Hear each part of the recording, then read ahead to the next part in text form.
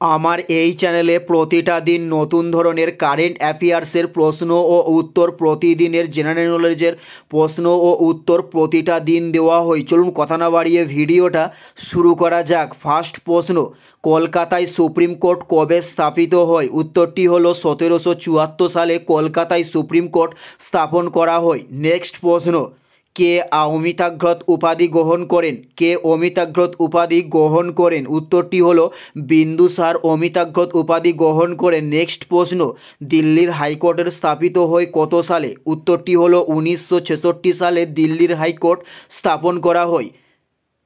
Next প্রশ্ন, east কোন কিংডমের অন্তর্গত?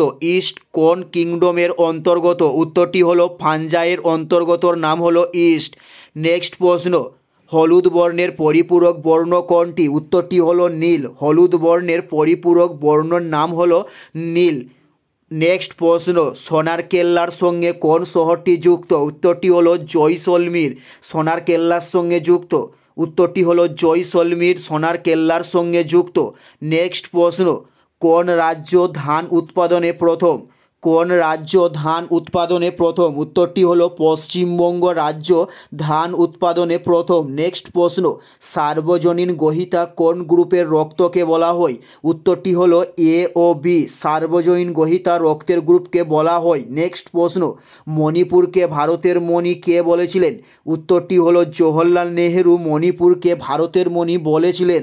উত্তরটি হলো জওহরলাল নেহেরু। নেক্সট প্রশ্ন, আইহোল শিলালিপি কার কৃতিত্বে হয়েছে? উত্তরটি হলো দ্বিতীয় পুলকেশীর কৃতিত্বে আইহোল শিলালিপি হয়েছিল।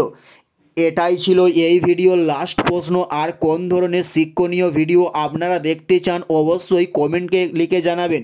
পুরো ভিডিওটা দেখার জন্য আপনাদের প্রত্যেককে অসংখ্য অসংখ্য ধন্যবাদ। Thanks for watching.